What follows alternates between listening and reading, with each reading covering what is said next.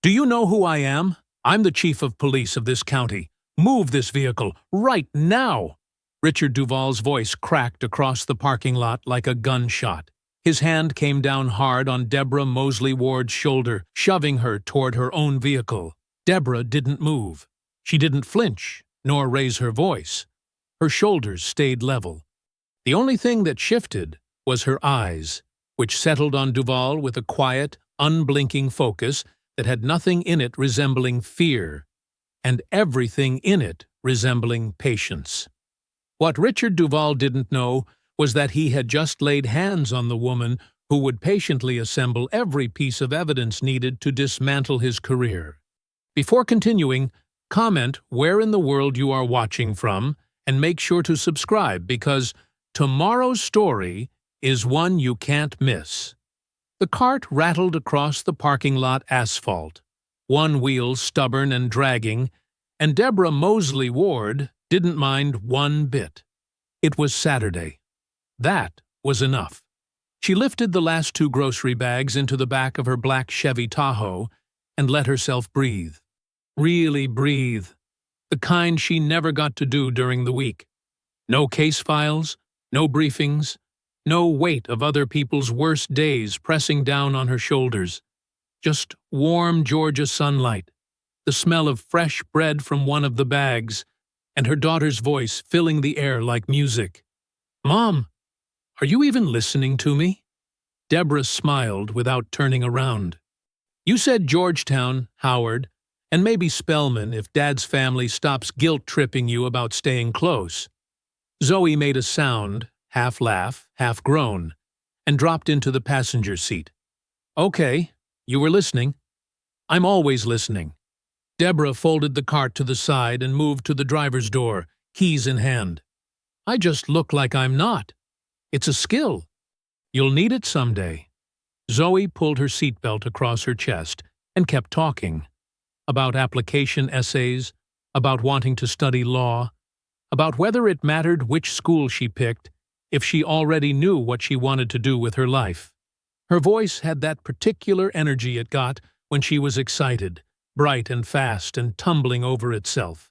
Deborah loved that sound more than almost anything in the world. She opened the back door to rearrange the bags so the eggs weren't under the orange juice. 40 seconds, maybe. She wasn't in any rush. It was Saturday.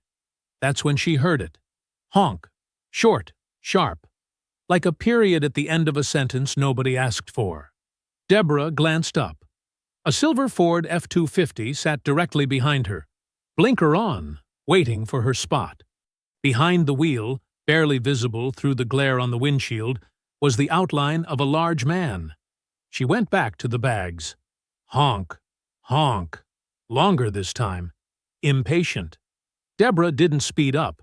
She set the eggs where they belonged, made sure nothing was going to shift on the drive home, and stood up straight. Zoe was still talking about Georgetown's law program when Deborah gently closed the back door and moved toward the driver's side. Unhurried, unbothered. She had just reached for the handle when the truck door flew open. Heavy footsteps hit the pavement, the kind that expected the ground to get out of the way. Deborah turned. The man coming toward her was big, barrel-chested, thick through the shoulders, somewhere in his late 50s. His face was already red before he opened his mouth, the color of someone who spent a lot of time being angry and had stopped noticing it. He wore a dark blue pullover and khaki pants, and he moved through that parking lot like every inch of it belonged to him. Deborah watched him come. She didn't step back. She didn't step forward.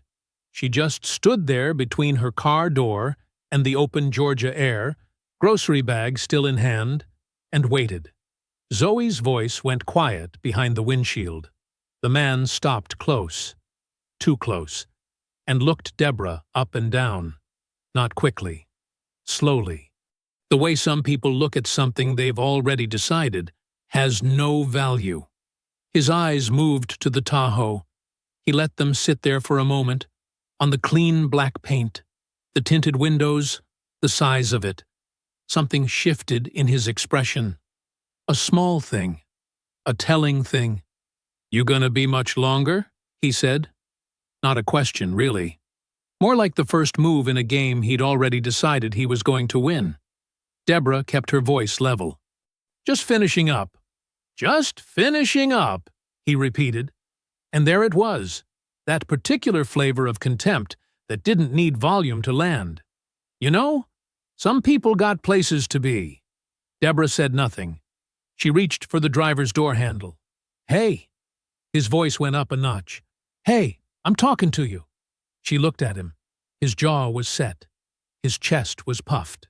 His whole body was broadcasting one message, loud and clear, that he was used to people moving when he wanted them to move, and her stillness was something close to an insult.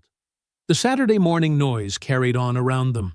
Shopping carts, car engines, a child laughing somewhere near the entrance. And through the windshield, Zoe had gone completely still. The man took one more step forward and opened his mouth. You think this is funny? His voice cracked across the parking lot like a whip. A woman pushing a cart nearby flinched. A teenage boy loading bags into a sedan looked up fast. Deborah didn't flinch. She didn't look away. I don't think anything is funny, she said. Calm, quiet. The kind of quiet that had nothing to do with weakness. The man's face went a shade darker. Then why are you still standing there? I've been waiting. Some of us have actual schedules to keep. He said the last part slowly, like he was explaining something to someone who wasn't quite smart enough to understand it the first time. Deborah held his gaze. I'll be out of your way in a moment. A moment?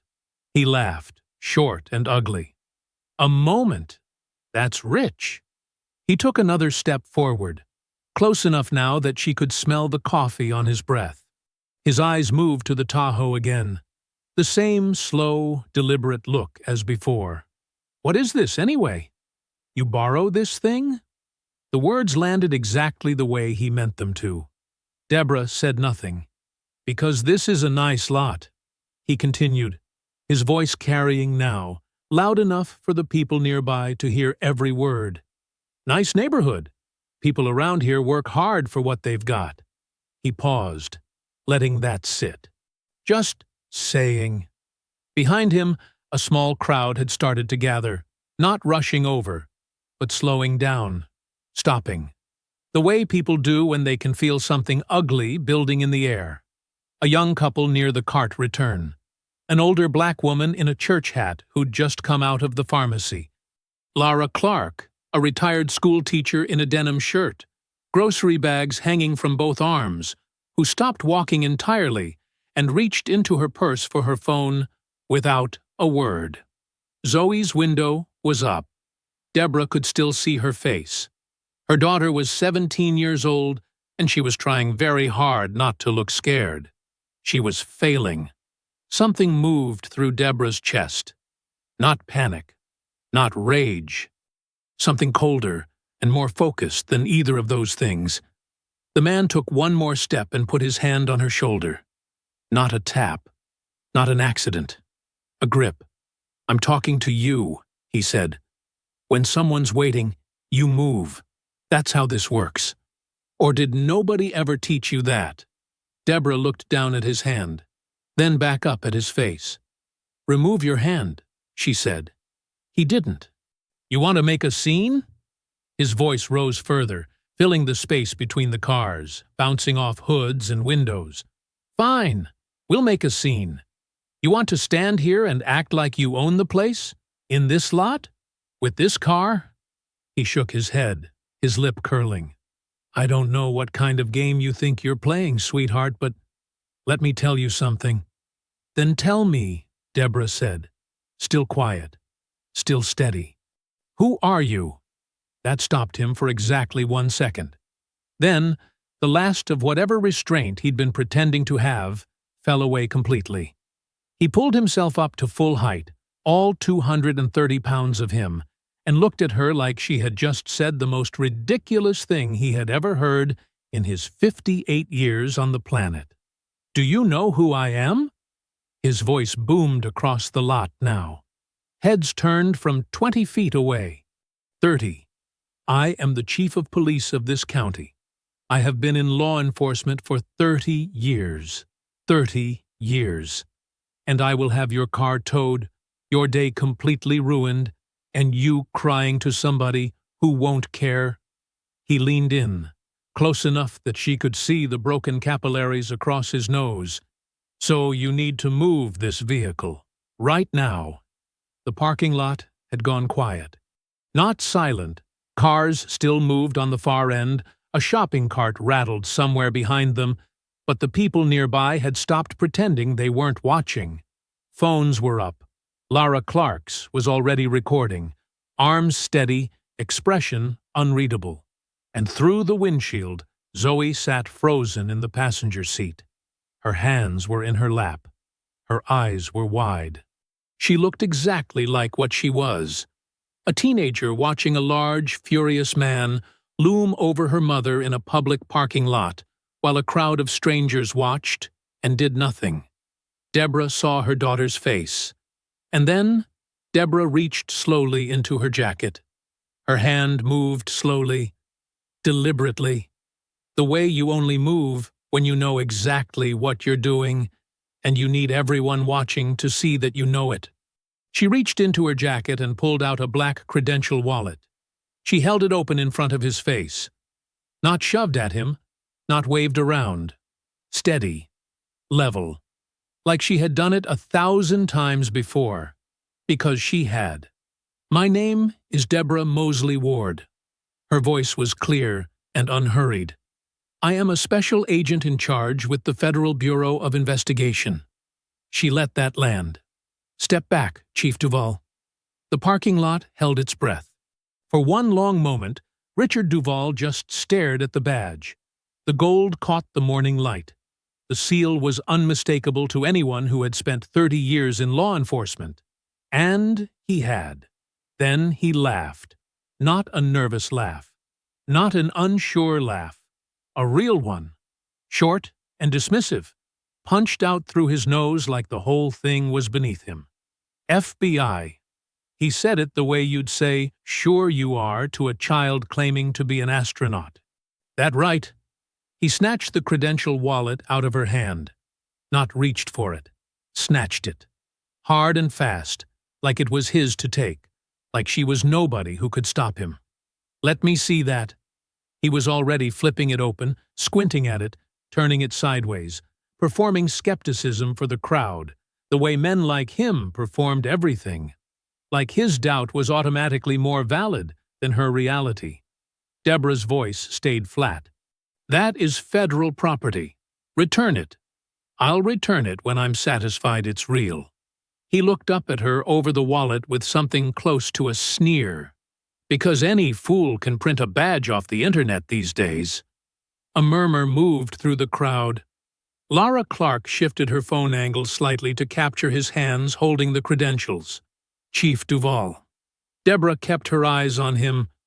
"I am giving you one final opportunity to return my credentials and step back." He looked at her for a long moment. Then he grabbed her wrist. His hand clamped down hard. Not a touch, not an accident. A deliberate grip meant to control, to move her, to remind her in front of every person watching exactly who he believed had power in this parking lot. "Now you listen to me," he started. He didn't finish. Deborah's response was immediate and completely professional. The moment his hand locked around her wrist, she was already moving, her body turning into his, using his own grip and his own weight against him. One pivot, one controlled push. And Richard Duvall, Chief of Police of Harwick County, 30-year law enforcement veteran, went face down against the trunk of her black Tahoe, with both arms pinned behind his back before he could process what was happening. Her credentials landed on the trunk beside him, snapped shut. The crowd erupted. Gasps, startled shouts, the frantic shuffle of people stepping back. Duvall grunted hard against the metal. He tried to push up.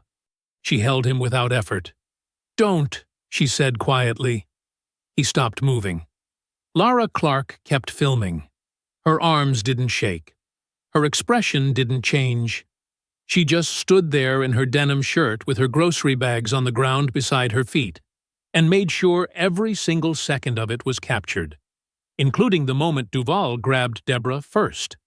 Deborah leaned down slightly, her voice low and professional and completely without drama. "Richard Duval, you are being detained for assault of a federal officer. You have the right to remain silent. I strongly advise you exercise it." She recited the rest of his rights in the same steady tone, not performing for the crowd, not savoring the moment, just doing her job, the way she always did. The crowd had gone from gasping to completely, utterly still. Then someone started clapping. One person, somewhere to the left. Then another. Then the older black woman in the church hat pressed both hands to her mouth and closed her eyes like she was saying a quiet prayer of thanks. Inside the Tahoe, Zoe let out a breath she had been holding for 3 full minutes. Her shoulders dropped. The terror on her face broke open into something that wasn't quite a smile. Stunned and shaky and real. Deborah saw it through the windshield. Good, she thought. That's my girl. Duval was breathing hard against the trunk, his face turned sideways, cheek pressed to the black paint. His pullover was bunched up around his shoulders. All that size, all that volume, all that certainty. And he was lying on the back of her car, while strangers filmed him on their phones. "You have no idea," he started. "You were advised to remain silent," Deborah said. He went quiet. She kept one hand on his wrists and reached for her phone with the other to make the federal notification call. Around her, the crowd stood and watched. Nobody left. Nobody looked away. And then, from somewhere on the far side of the lot, the sound cut through everything else. Sirens. Not 1.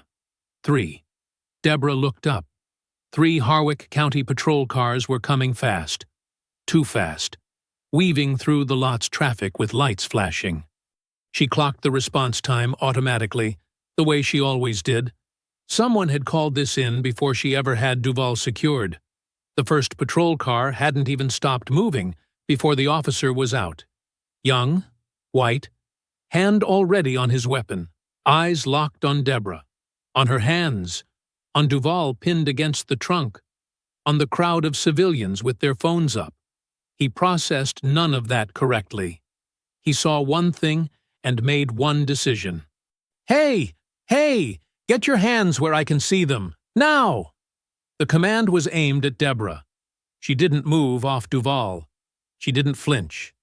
She turned her head toward the officer slowly and deliberately, making sure her movements were visible and readable from every angle being filmed. "I am Special Agent in Charge Deborah Mosley Ward, Federal Bureau of Investigation." Her voice was loud enough to carry, to the officer, to the 2 more jumping out of their cars behind him, to every phone still recording. "My credentials are on the trunk. The man I am detaining physically grabbed my wrist in front of approximately 30 witnesses. I am a federal officer performing a lawful detention." The second officer arrived at a jog. Older. He looked at the man on the trunk, and his face changed. He recognized Duval. "Chief?" His voice went up. "Chief Duval?" The gun didn't come out of its holster, but his hand dropped to it.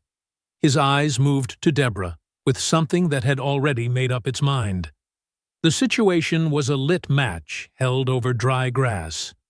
Deborah kept her hands exactly where they were, and kept talking. "My federal credentials are on the trunk of this vehicle. The man you are looking at grabbed my wrist after refusing to return federal property he took from my hand. This entire incident has been recorded by multiple bystanders from the beginning. I am asking you to stand down and allow me to complete this detention." Nobody moved. 3 officers. 2 with hands on weapons. 1 with his drawn and pointed at a federal agent in a parking lot full of witnesses. Somewhere in the crowd, a woman said, "Oh my God," in a low, horrified voice. Then Duval spoke. "Stand down!" His voice came out flat and controlled, muffled slightly by the angle of his face against the trunk. All that fury from 60 seconds ago, gone, packed away somewhere cold and calculating. "Stand down," he said again. "All of you." The officers hesitated. Then they stepped back, weapons lowered. Deborah released Duval's wrists and straightened up. She picked her credentials off the trunk and returned them to her jacket. Duval pushed himself upright slowly, like a man who was choosing his pace deliberately, refusing to let anyone see effort in it. He turned around. His face had changed. The red was still there, but the rage beneath it had reorganized itself into something quieter and considerably more dangerous. He smoothed his pullover down with both hands. He looked at the crowd, at the phones, at Lara Clark still recording, and his jaw tightened almost imperceptibly. Then he looked at Deborah. "You want to tell me your name again?" he said quietly, like they were having a private conversation. "You heard it," Deborah said. Something moved behind his eyes, a calculation. She watched him arrive at a number. Mosley Ward. He let the name sit in his mouth for a moment. "All right." He nodded slowly, the way men nod when they're filing something away for later. "All right." He took one step closer, close enough that his voice dropped below the range of even the nearest microphone. "You just made the worst mistake of your career." He said it without heat. That was what made it land. "I know people you haven't met yet, and by tomorrow morning, they're going to know your name a whole lot better than you want them to." Deborah looked at him steadily. "Are you threatening a federal officer, Chief Duval?" He smiled. It didn't reach anything above his mouth. "I'm just talking," he said. "Isn't that what we're doing?" He turned, nodded once to his officers, and walked back to his truck. No hurry, no stumble. He pulled open the door, climbed in, and drove out of the parking lot at a perfectly normal speed while 30 people watched him go. No arrest, no cuffs. He simply left. His officers exchanged a long look. Then they got back in their cars. Deborah stood in the middle of the parking lot, badge in her jacket, crowd still watching. Zoe's face pale behind the windshield. The video was already uploading to a dozen different phones. She had won the moment. She could already feel it slipping. Deborah got them home without talking about it. That was the agreement. Unspoken. The way most agreements between mothers and daughters who know each other well tend to be. Zoe asked 2 questions on the drive. Deborah answered both with short, steady sentences and a hand briefly squeezed over her daughter's. The parking lot would get discussed. Just not yet. Not while Deborah's mind was still running the numbers. Dinner was quiet. Deborah made pasta. Simple, fast. And they sat across from each other at the kitchen table while the evening news played low on the television in the next room. Neither of them looked at it. "Are you in trouble?" Zoe asked. She was pushing a piece of penny around her bowl, not eating it. "No," Deborah said. "I did everything right." "I know you did." Zoe looked up. "That's not what I asked." Deborah set her fork down and looked at her daughter, this sharp, perceptive, nearly grown person who had inherited her father's eyes and her mother's ability to see through any answer that wasn't the whole truth. "I don't know yet," Deborah said, "but I'm going to handle it." Zoe nodded and went back to her pasta. She understood that was all she was getting tonight. She had grown up in this house. She knew what I'm going to handle. It meant coming from her mother's mouth. It meant exactly what it said. And it meant the conversation was closed. After dinner, Zoe hugged her at the sink, held on a moment longer than usual, and went upstairs. Deborah waited until she heard her daughter's bedroom door close. Then she sat down at the kitchen table, opened her work laptop, and pulled up a secured federal file she had not touched all day. The file was thick. 3 months of work. built carefully and quietly inside a federal investigation that almost nobody outside her immediate team knew existed. The header read, Harwick County Police Department. Pattern or Practice Investigation. Civil Rights Division. She scrolled through it slowly. 47 documented traffic stops, all within a 3-mile stretch of road, all involving black drivers, spanning 18 months. Complaint after complaint filed with the department's Internal Review Board, and dismissed. 3 civil lawsuits settled out of court, all with non-disclosure agreements attached, all paid out of county funds without a single officer facing discipline. Witness statements from black residents who had finally agreed, after months of Deborah's careful and patient work, to go on federal record about what Duvall's department had been doing to them for years. It was a real case, a strong case, the kind that ended careers and changed departments and meant something lasting for the people who had been brave enough to put their names on it. And tonight, for the first time, Deborah was looking at it differently. She leaned back in her chair and stared at the ceiling. In the parking lot this morning, she had done everything right. Duvall had grabbed her. She had defended herself. 30 witnesses and multiple cameras had captured every second of it. By any measure, the morning had ended with her standing and him on the ground, and that should have been the end of it. But Duvall had said something before he walked away. I know people you haven't met yet. Deborah had heard variations of that line her entire career. Powerful men saying powerful things on their way out the door. She had never lost sleep over it before. Tonight was different. Because if Duvall started pulling on threads, if someone in his network started looking at who exactly Deborah Mosley Ward was and what she had been working on, they were going to find this file. And when they did, they weren't going to see a federal agent who was assaulted in a parking lot by a man she had never personally met. They were going to see an agent who had been secretly building a case against that exact man for 3 months. Duvall's attorneys would have their narrative written by Monday afternoon. She hadn't been assaulted by a stranger. She had engineered a confrontation with a target. The whole thing was a setup. The investigation was tainted. 3 months of work. 3 months of earned trust from witnesses who had every reason not to trust anyone, would be handed to a defense attorney on a silver platter. Deborah closed the laptop. She pressed both palms flat on the table and breathed. She didn't sleep that night. Sunday was quiet and careful. She spent it alone with the files, reviewing, not contacting anyone officially, waiting. By Sunday evening, her name still hadn't appeared in any of the news coverage.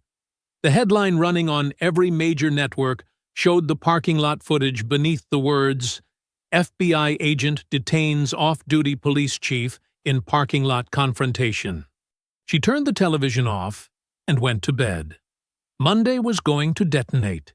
She could already hear it coming. Deborah dressed carefully on Monday morning. Not because she needed armor. She never needed armor. But because she understood what the day was going to ask of her, and she intended to meet it looking exactly like what she was. She chose a charcoal blazer, pressed slacks, and low heels. She pinned her badge to her belt. She drank her coffee standing at the kitchen counter, checked her phone once, and drove to the Atlanta field office in silence, with the radio off. She needed to think. By the time she pulled into the parking garage, she had already run through 17 different versions of how the morning could go. She picked the most likely one and walked in prepared for it. She didn't make it to her desk. Mosley Ward. The front desk assistant caught her the moment she cleared the security doors. Young woman. Apologetic eyes. Deputy Director Bloom is asking for you. Right now. Deborah nodded like she had expected it, because she had. Greg Bloom's office was on the 4th floor, corner facing east. Big windows. Good light on days when the light felt like something to be grateful for. Today, the blinds were half drawn, and Bloom was standing behind his desk rather than sitting at it. which told Deborah everything she needed to know about how he had spent his weekend. He looked tired. Genuinely, deeply tired. The way a man looks when he's been fielding calls he didn't want to receive from people he couldn't ignore. "Close the door," he said. She did. "Sit down." "I'll stand," she said. Not defiance, just efficiency. Standing meant she could leave faster when this was over. Bloom looked at her for a moment, then let it go. He picked up a single sheet of paper from his desk, looked at it briefly, and set it back down like he didn't need to read it again. "The office has been receiving calls since Saturday evening," he said. "The AG's office reached out Sunday morning. I had a congressional staffer on the phone before 9 o'clock. And there have been other calls." He paused. "From parties I am not yet at liberty to name." Deborah kept her face still. And the Office of Professional Responsibility has been formally asked to open a review." He said it quickly, like speed would soften it. "The question on the table is whether your ongoing investigation into the Harwick County Police Department constitutes a conflict of interest given Saturday's public incident."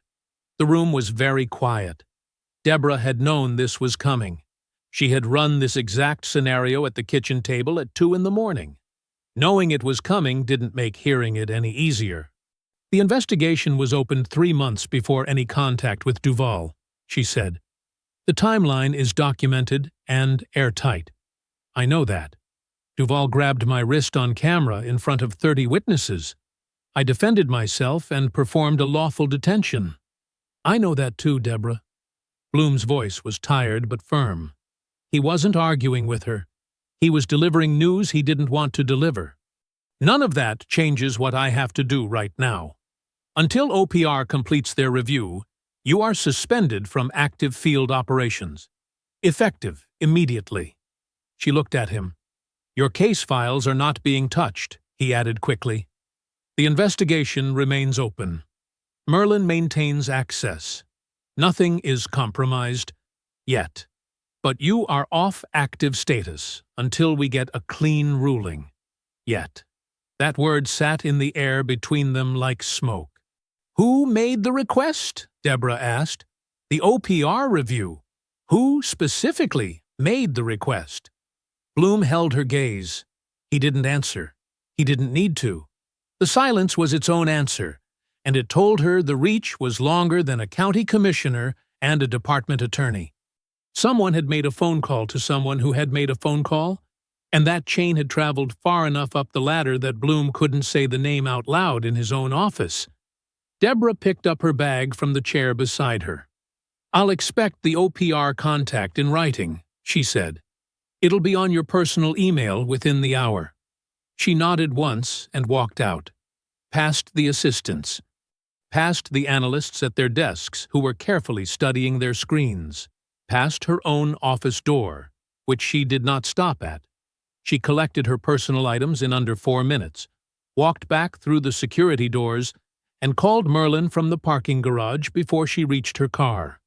He picked up on the first ring. "They benched me," she said.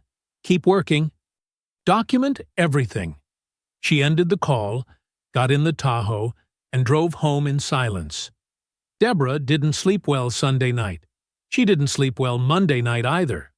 By Tuesday morning, she had stopped pretending the bed was doing her any good.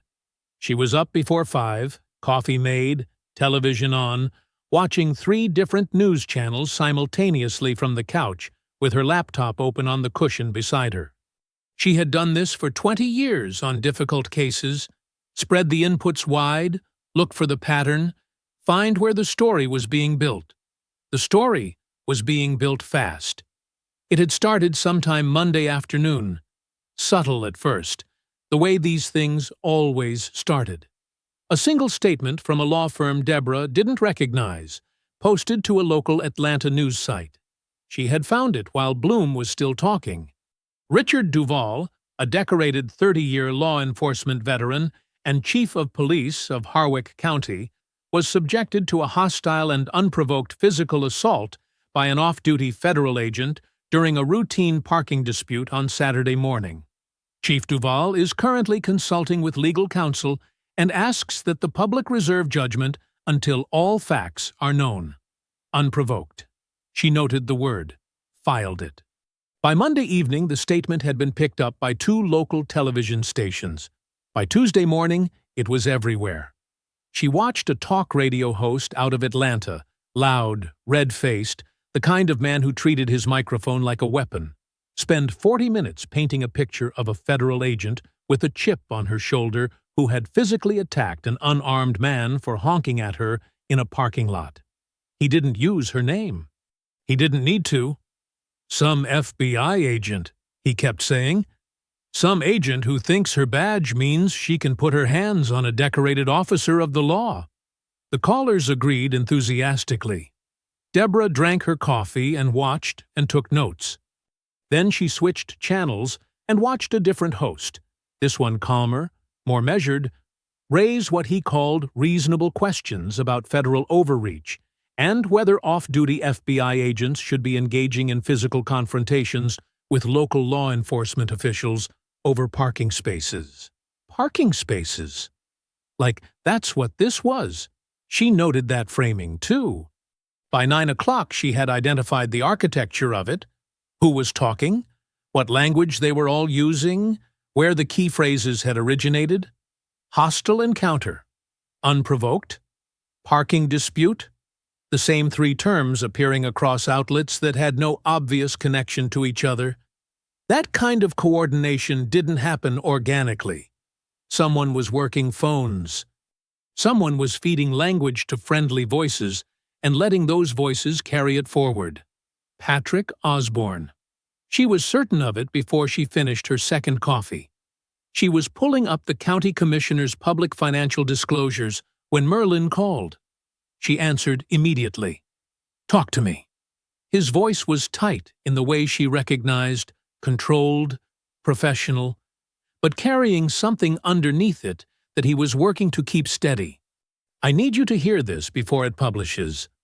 A local reporter contacted the field office about 40 minutes ago seeking comment on an ongoing federal investigation." He paused. "A civil rights investigation into the Harwick County Police Department." Deborah set down her mug. "He had the broad strokes," Merlin continued. "Not the evidence, not the witness names, not the case details. But he knows the investigation exists. He knows it predates Saturday, and he knows it's yours." Another pause. "The story publishes tomorrow morning." The television murmured in the background. A scrolling chyron. Somewhere outside a car drove past with its music up. Deborah stood very still in the middle of her living room. She understood immediately, completely, and with cold precision what the leak meant. It wasn't a reporter who had stumbled onto a story. It was a message delivered through a reporter. Duval's network hadn't just moved to protect him in the press. They had found the investigation. And rather than trying to kill it quietly, they were going to use it as a weapon. She could already see the headline. She could already see the narrative it would hand to every talk radio host and defense attorney within 100 miles. FBI agent had secret investigation into police chief for months, then confronted him in a parking lot. Set up. Vendetta. Predetermined conclusion. The confrontation wasn't something that happened to her. It was something she manufactured. "Deborah." Merlin's voice brought her back. "What do you want me to do?" She picked up her mug, set it in the sink, looked out the kitchen window at the ordinary Tuesday morning outside. "Keep building," she said, "strictly within your authority. Document every single thing, Terrence, every call, every contact, every move they make." She paused. "And find out who talked." She hung up and stared at the window for a long moment. Then she went and got dressed. She had a drive to make. Deborah read the story standing up. She hadn't planned it that way. She'd come downstairs Wednesday morning intending to sit, to drink her coffee slowly, to be deliberate. But when the notification hit her phone at 6:47 a.m. and she opened the article, something about the headline made sitting down feel impossible. FBI agent behind viral video had secret Duval investigation underway for months. She read it twice, then a third time. Not because it was hard to understand. It was written to be understood immediately, by everyone, in the worst possible way. But because she was cataloging every word choice, every framing decision, every carefully placed question mark that did the work of an accusation without technically being one. The reporter had the basics right. Federal investigation, civil rights focus, Harwick County PD, Deborah Mosley Ward, special agent in charge. 3 months of work predating Saturday's confrontation. What the reporter did with those facts was something else entirely. The article didn't say Deborah had manufactured the parking lot incident. It was too careful for that. Instead, it asked questions. Reasonable questions. Was it possible that an agent with an active investigation had allowed a personal confrontation to escalate unnecessarily? Was the physical takedown of a senior law enforcement official justified by a wrist grab? Or was something else driving the agent's response? Why had the investigation remained undisclosed to county officials? Every question was a blade. Every blade pointed the same direction. Zoe appeared at the bottom of the stairs in her school uniform, backpack over one shoulder, and stopped when she saw her mother's face. "Mom!" "Eat breakfast," Deborah said. "I'll drive you." She kept her voice even all the way to school. She kept it even on the drive back. She was pulling into her driveway when her phone rang. Mayor Phoebe Minor's personal cell number on the screen. Deborah sat in the car and answered. "Deborah." The mayor's voice was low and careful. She sounded like a woman choosing every word before she released it. "I want you to know that I have seen the article, and I do not, for 1 single second, believe." "Mayor Minor."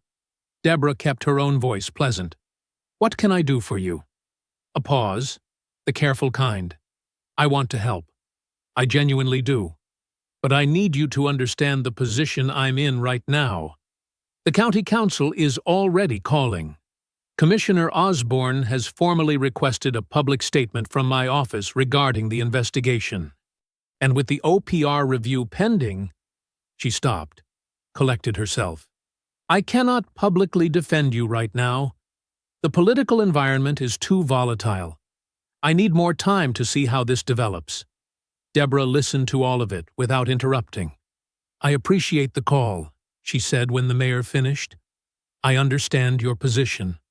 She ended the call, got out of the car, and went inside. She stood in the kitchen for a moment, looking at nothing in particular. The mayor wasn't malicious. Deborah knew that. Phoebe Minor was a woman who had spent 20 years navigating a political world designed to limit her, and she had survived it by learning when to move and when to wait. Deborah understood that calculus. Understanding it didn't make it feel any less like being left in the open. She changed into comfortable clothes, packed a bag, and drove south on I-75 for 90 minutes until the highway gave way to the quieter roads of Bibb County. Her mother's house was a single-story brick home on a tree-lined street in Macon. The same house Deborah had grown up in, the same creaky front step, the same wind chimes on the porch that her father had hung 30 years ago. Lucy Mosley opened the door before Deborah knocked. "I saw the news," her mother said. No preamble, no softening. She stepped aside to let Deborah in. They sat at the kitchen table with sweet tea and the television off, and Lucy listened to everything. The parking lot, the benching, the leak, the article, the mayor's call. She listened the way she had always listened, without interruption, without visible alarm, with the particular steady patience of a woman who had seen a great deal of the world's machinery up close. When Deborah finished, Lucy was quiet for a long moment. "They always find a way to make you the problem, baby," she finally said. "That's the first move. Always has been." She folded her hands on the table. "The question is whether you let them make it the story." Deborah looked at her mother. "They won't," she said. Lucy nodded once. Like that settled it. She got up and refilled both glasses. Deborah drove back to Harwick County that evening with her jaw set and something solid rebuilt in her chest. She called Merlin the moment she hit the highway. "Keep building," she said. "Everything by the book. I'll be ready." The call came on a Thursday morning, 2 weeks after the parking lot. Deborah was in the kitchen when her phone rang. Standing at the counter in sweatpants and a worn Howard University t-shirt, second cup of coffee going cold beside her laptop. She had been staring at the same paragraph of case notes for 20 minutes without reading it. She looked at the screen. OPR, Office of Professional Responsibility.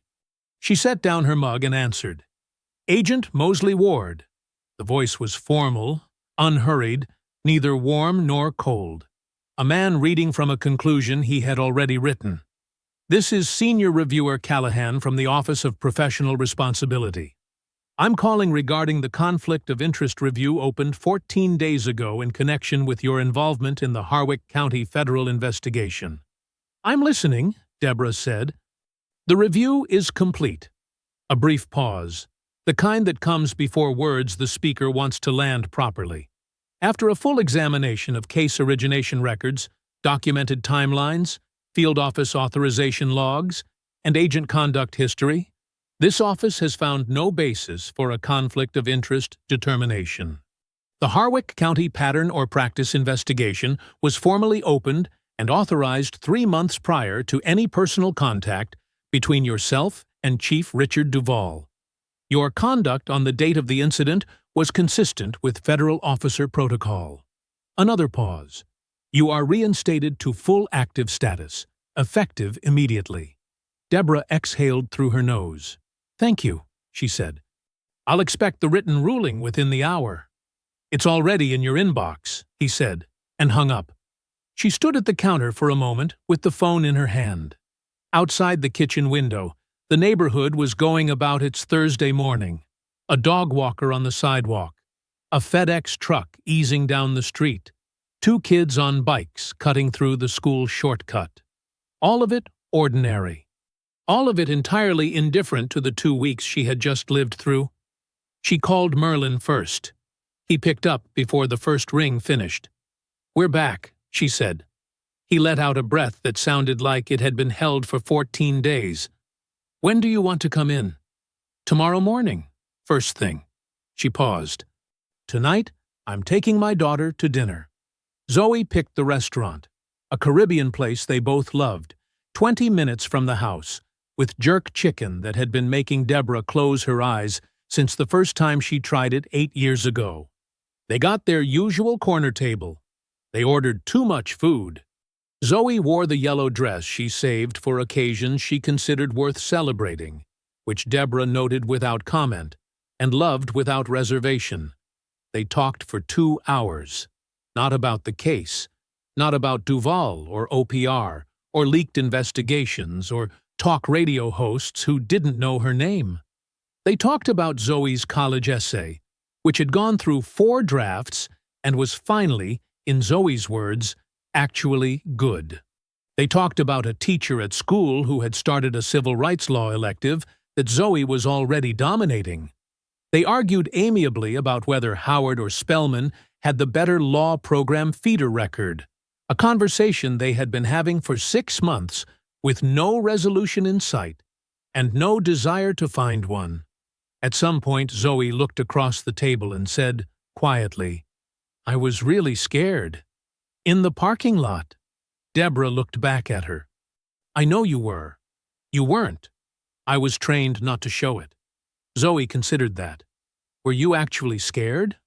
Or were you just ready?" Deborah thought about it honestly before she answered. "Both," she said. "Both at the same time. That's what 20 years looks like." Zoe nodded slowly. Then she picked up her fork and went back to her rice. And Deborah watched her daughter think that over with the focused quiet of someone filing it somewhere important. They drove home with the windows down. Deborah arrived at the field office at 7 the next morning. early enough that the parking garage was still half empty, and the building carried that particular pre-coffee quiet she had always preferred. She badged through the security doors, nodded to the overnight desk agent, and walked to her office for the first time in 2 weeks. Merlin was already there, waiting in the chair across from her desk. His expression stopped her in the doorway. "What happened?" she said. Not a question. He turned his laptop around without a word and showed her the federal server access log. 3 witness statement files, the human foundation of the entire civil rights case, accessed 4 days ago. Deborah walked to the desk, leaned forward, and read the log entry twice. The files had not been misfiled. They had not been corrupted by a system error. They had been deliberately, carefully, completely deleted. Deborah didn't move for a long moment. She stood behind her desk with both hands flat on the surface, reading the access log on Merlin's laptop screen. The timestamp, the credentials used, the file names, 3 of them, all witness statements, all gone. She read it a second time the way she read everything that mattered. Slowly, completely, looking for the thing that wasn't immediately obvious. There wasn't one. It was exactly as bad as it looked. She straightened up. "Pull the credentials." Merlin was already typing. "Belonged to a junior analyst. Kenny Davis, 29 years old, been in the field office 11 months. He paused. He had legitimate server access, knew the file architecture, knew exactly where to look. Deborah pulled her chair out and sat down. Background. "Running it now." Merlin's eyes moved across the screen. The office was still quiet around them, early enough that most of the floor hadn't filled yet, which Deborah was grateful for. She needed to think before this became a building-wide conversation. The background check took 4 minutes. Merlin stopped typing. Deborah watched his face change, that particular stillness that came over him when he found something he didn't want to find. He turned the laptop around slowly. She read the familial connection section. Kenny Davis. Mother's maiden name. Osborne. Patrick Osborne. County Commissioner of Harwick County. The man who had been running Duval's media operation since the morning after the parking lot was Kenny Davis's uncle. The room felt smaller suddenly. 11 months, Deborah said quietly. He's been in this building for 11 months. Long enough to learn the systems, Merlin said. Long enough to know which files to look for once Duval figured out the investigation existed. Deborah turned her chair toward the window. The Atlanta skyline sat under a flat, gray morning sky. She thought about the 3 witnesses. Geraldine Watson, pulled over 14 times on the same road. The business owner with the warrantless searches.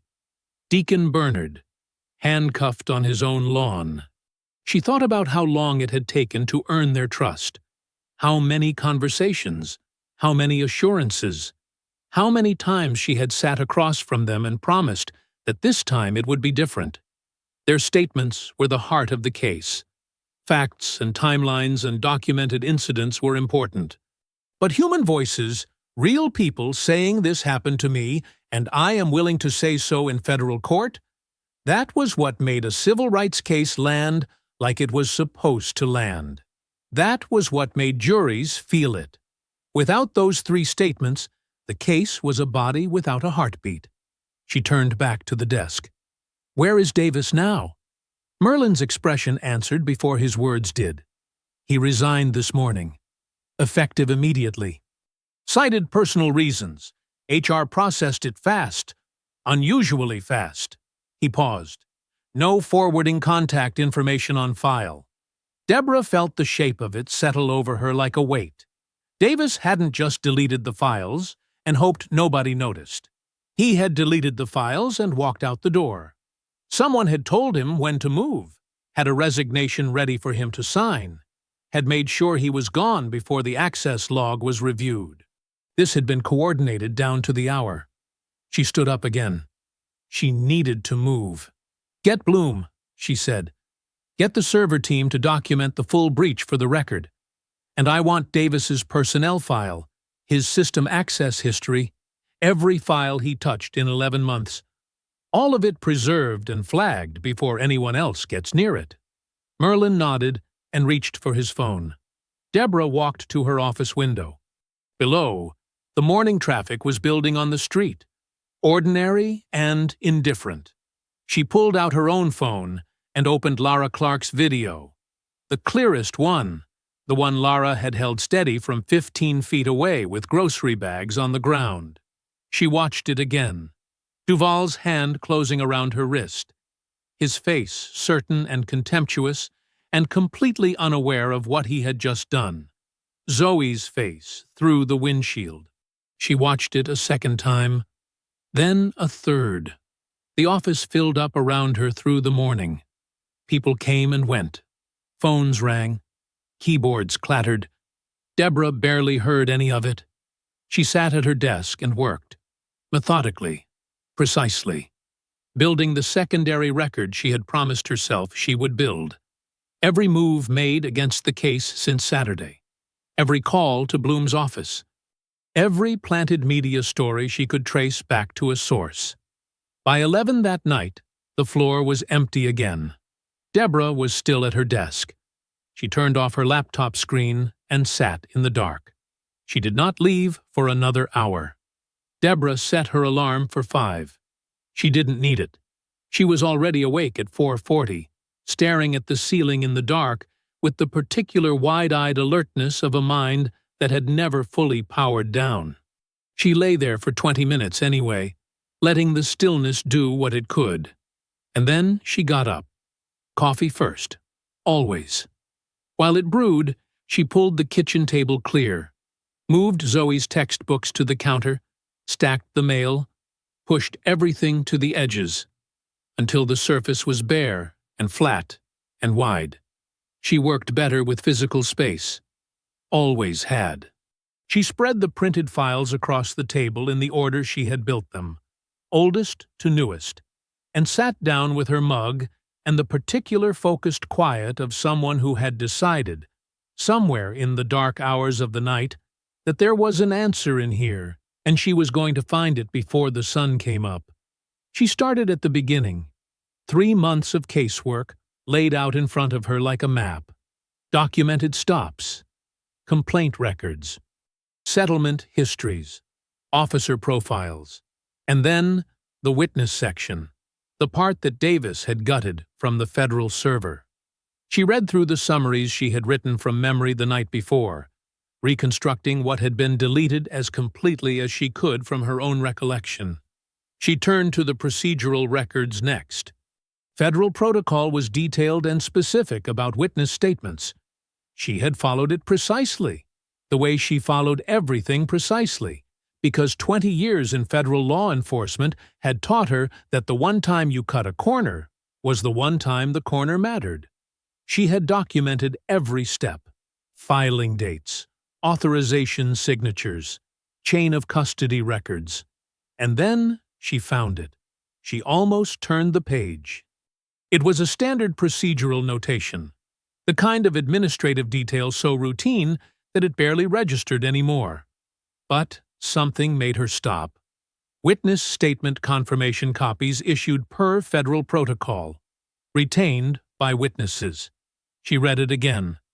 Federal protocol required that when a witness provided a formal statement, the receiving agent issue them a written summary, signed, dated, confirming the content of their testimony. A copy for the witness. A record they kept in their own possession. Standard procedure. So standard that she had done it without thinking. The way she did everything by protocol, and filed the notation without giving it another thought. Those copies had never been on the federal server. Davis had accessed the server. Davis had deleted every file he could find. But he had deleted the federal copies, the versions Deborah had uploaded, the versions stored in the building he worked in, the versions he knew how to find. He had not deleted the originals, because the originals were not in any building he had ever set foot in. They were in 3 homes in Harwick County. sitting in kitchen drawers and filing folders, and wherever careful, ordinary people kept the documents that mattered to them. 3 signed, dated, federally formatted witness statement summaries, one given to Geraldine Watson, one to the business owner, one to Deacon Bernard, each of them carrying Deborah's signature at the bottom and the full weight of federal documentation behind them. Davis had gutted the case. He had forgotten that the case also lived outside the building. Deborah sat back in her chair and looked at the ceiling. She allowed herself exactly one moment, just one, of something that felt dangerously close to relief. Then she pulled it back in, because relief wasn't useful yet. And she had learned a long time ago not to spend emotion before you had earned the right to it. She looked at the clock on the microwave. 5:47. She picked up her phone and called Merlin. He answered on the second ring, voice alert in the way of someone who hadn't been sleeping soundly either. "Yeah. The witnesses kept their copies," Deborah said. "The confirmation summaries we issued per protocol. Davis only deleted the server files. The originals are still out there." Silence on the line. She could hear him processing it. The same rapid calculation she had run an hour ago, arriving at the same place. "He didn't know about the confirmation copies," Merlin said. "Nobody thinks about the confirmation copies," Deborah said. "They're administrative. They're routine. They're exactly the kind of thing you forget about when you're moving fast and trying to cover tracks. So we still have the case. We still have the foundation," she said. "We need to go get it." She was already standing, already moving toward the hallway, already thinking about shoes and keys and the drive across Harwick County in the early morning light. "Get dressed, Terrence. We have work to do." The sun was barely up when Deborah turned the Tahoe onto Elm Grove Road. The neighborhood was the kind of quiet that belonged to early mornings. Sprinklers running, a garage door opening somewhere down the block, the smell of someone's breakfast drifting through a screen window. Ordinary. Peaceful. The kind of street that looked like nothing bad had ever happened on it, which Deborah knew from 3 months of case files was exactly untrue. She parked in front of a modest tan brick house with a small garden along the front walk. Neat. Tended. The garden had that particular careful quality that said the person inside paid attention to things, noticed details, believed that how you kept your space reflected something true about your character. Merlin glanced at her from the passenger seat. "You want me to?" "I'll take this one alone," Deborah said. "Wait here." She walked up the front path and knocked. Geraldine Watson came to the door in a housecoat and reading glasses, a coffee mug in one hand, and a paperback pressed flat against her hip. 67 years old, retired high school English teacher, silver hair cut close to her head. She looked at Deborah through the screen door for a moment, and then something in her face settled. Not surprise, exactly. More like recognition. Like she had been expecting this visit, or something like it, for longer than Deborah had been standing on her porch. "Agent Mosley Ward," she said. "I've been watching the news." "May I come in, Miss Watson?" She pushed the screen door open without another word.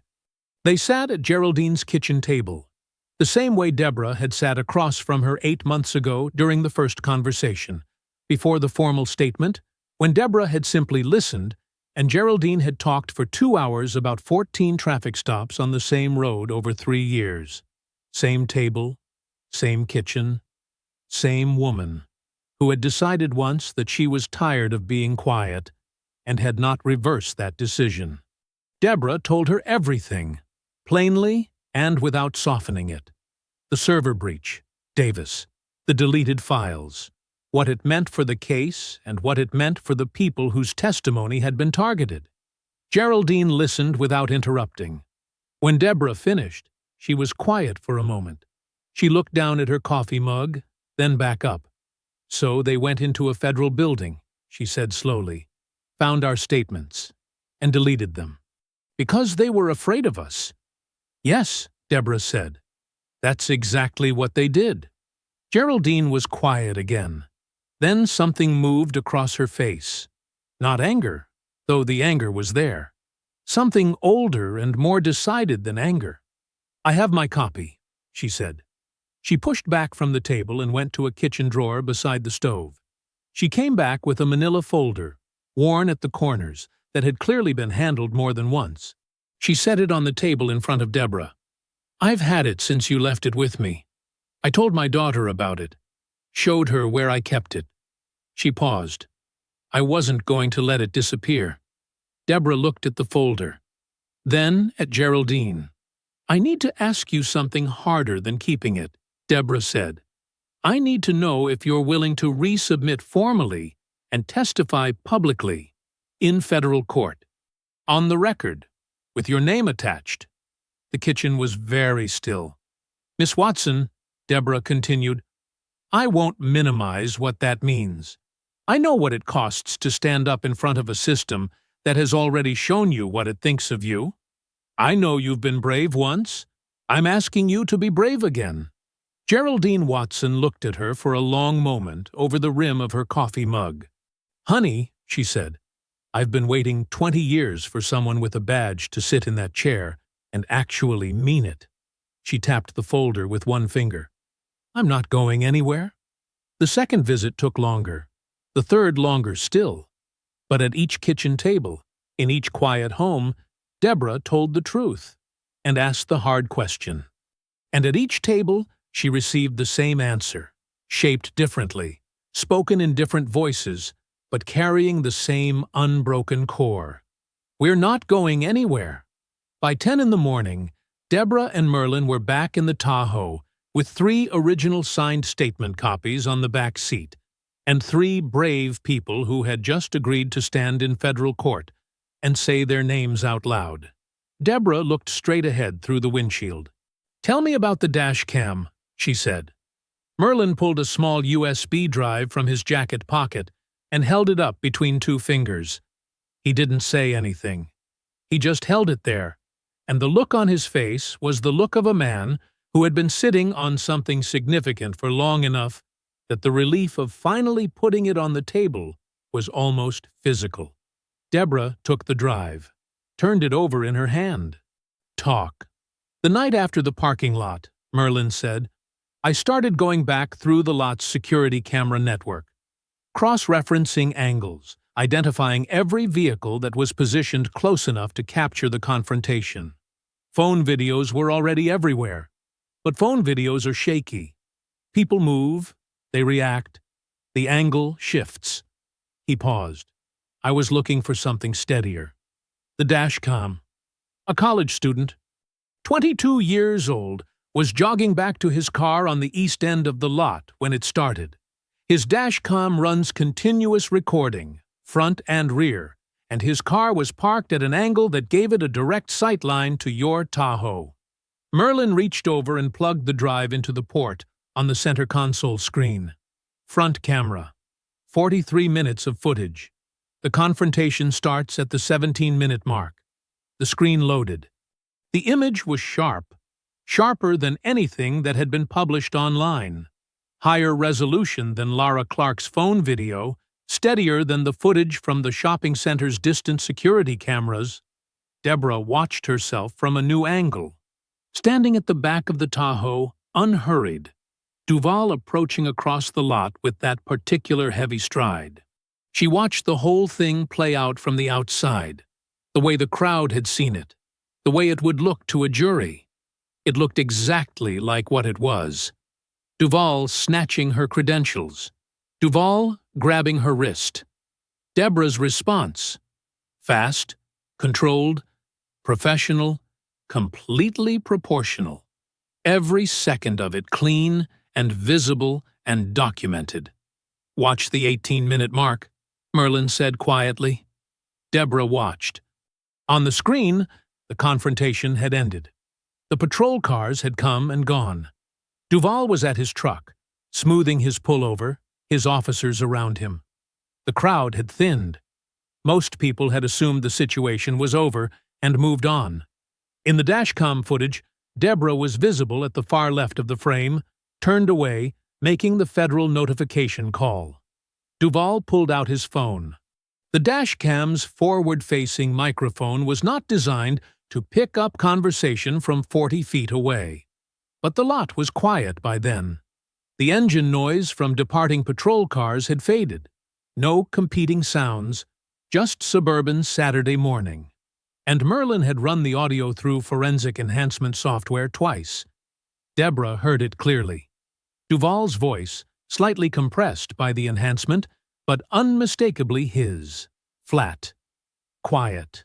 Certain. "It's Ray. Get someone in that building.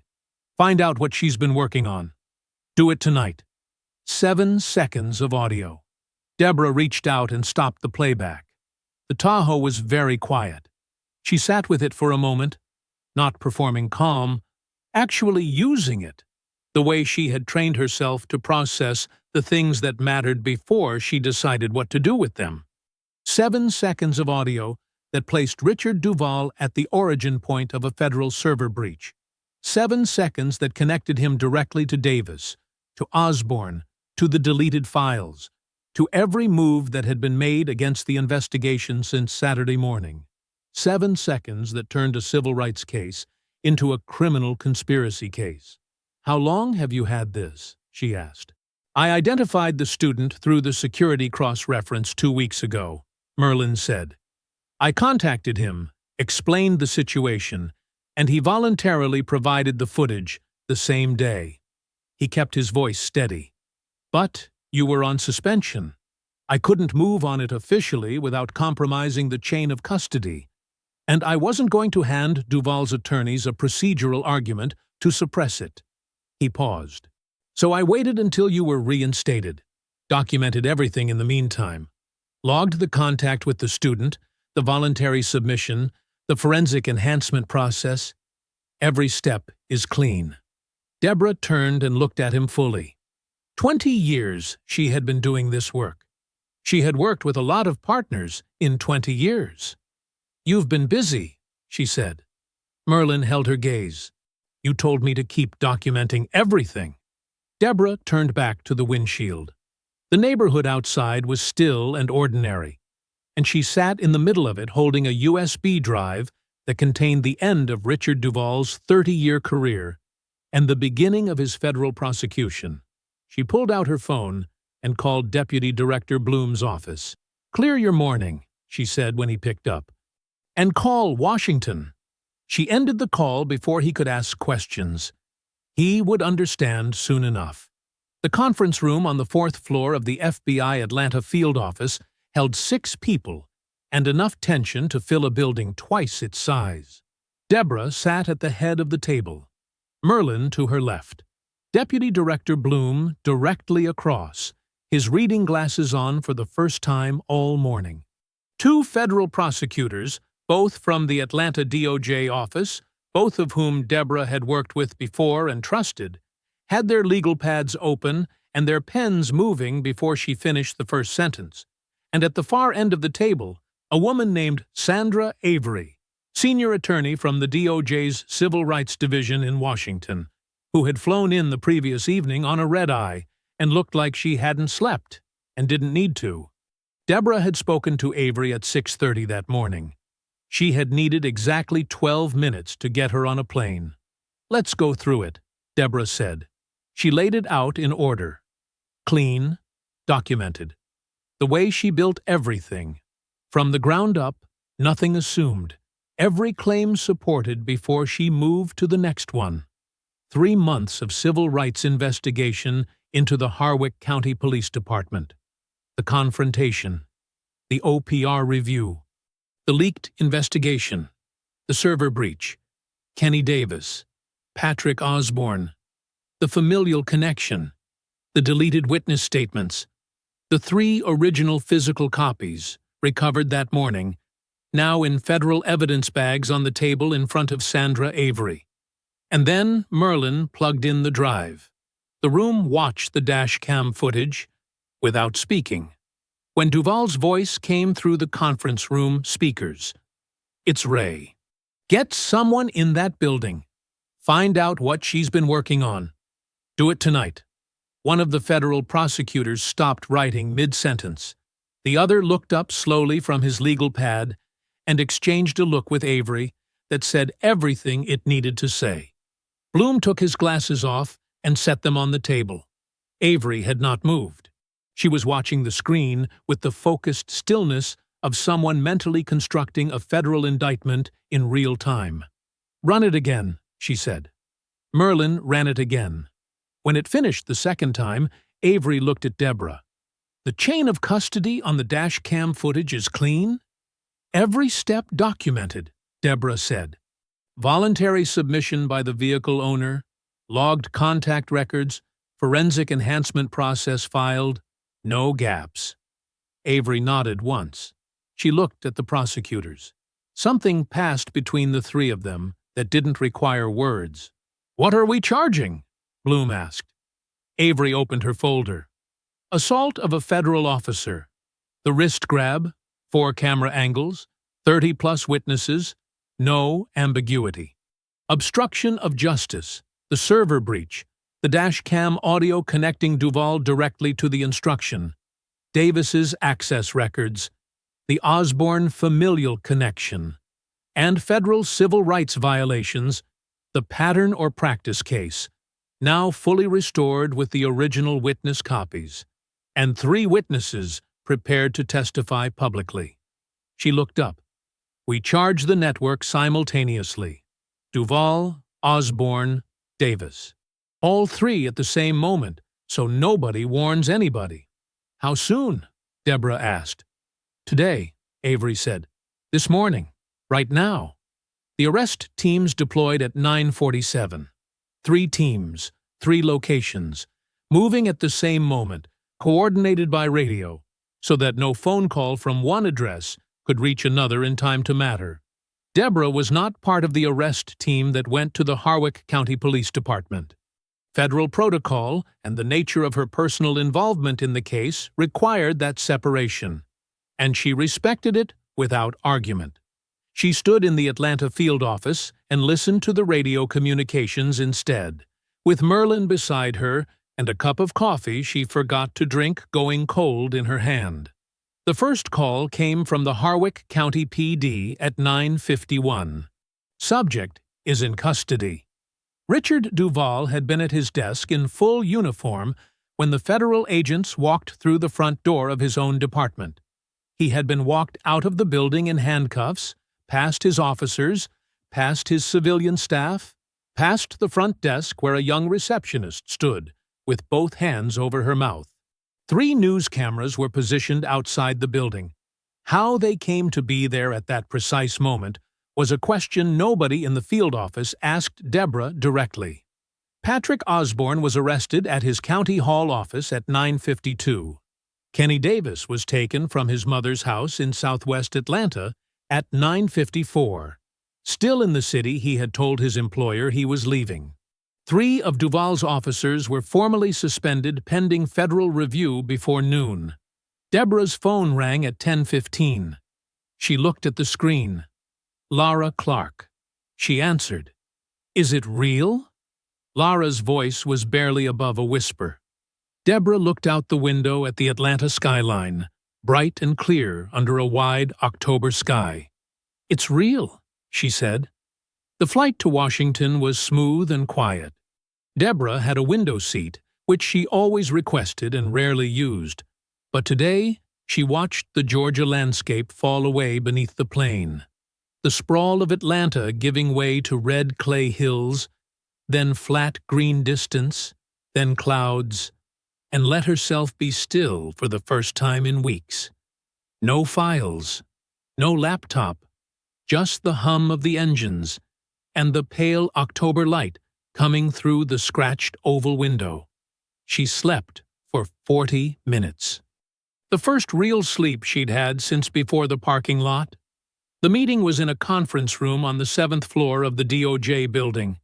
Not a grand auditorium, not a ceremony with flags and cameras.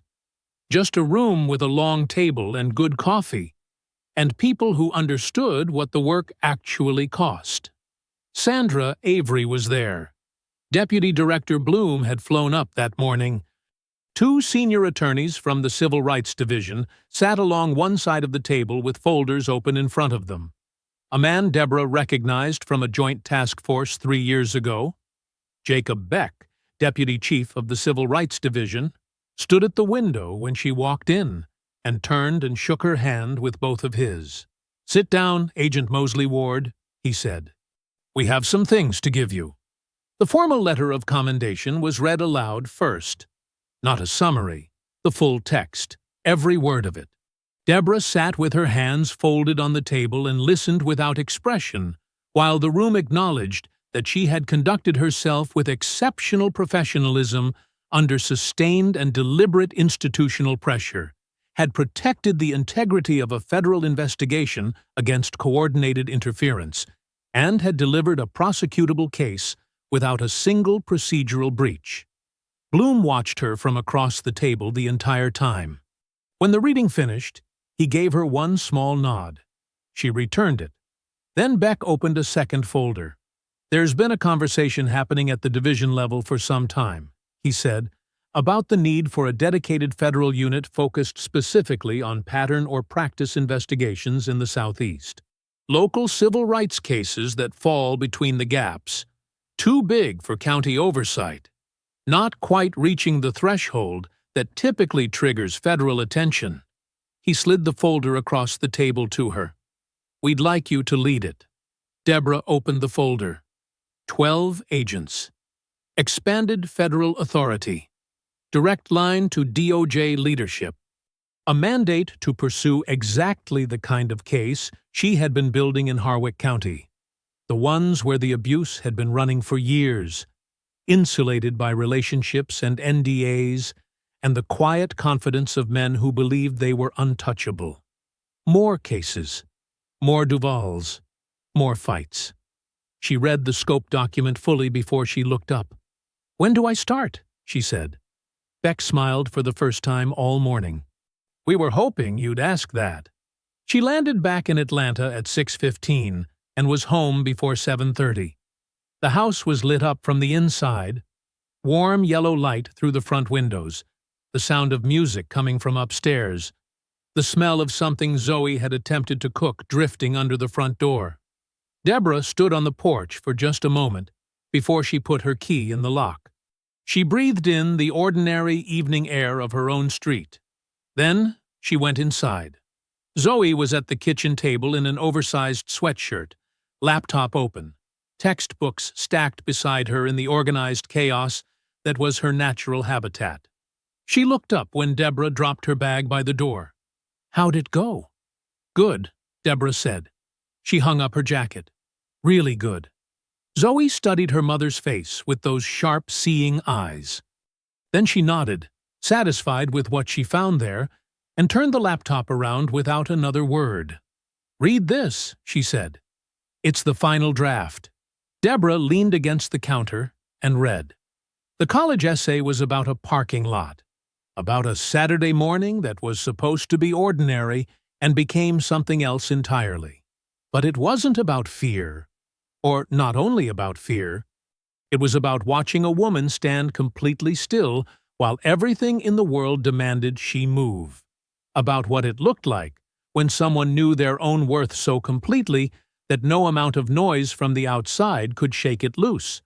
About wanting to carry that stillness into a courtroom someday, into a career, into a life. She didn't raise her voice once, Zoe had written. She didn't have to. She already knew who she was. Deborah read it twice. Her hand found Zoe's shoulder, rested there. "It's good," she said. Her voice was steady and quiet and entirely certain. "It's really good." Zoe grinned. "I know." Deborah closed the laptop gently. She pulled out the chair across from her daughter and sat down. No files, no phone, no clock. Just the two of them at the kitchen table. And all the time in the world. If you enjoyed the story, leave a like to support my channel.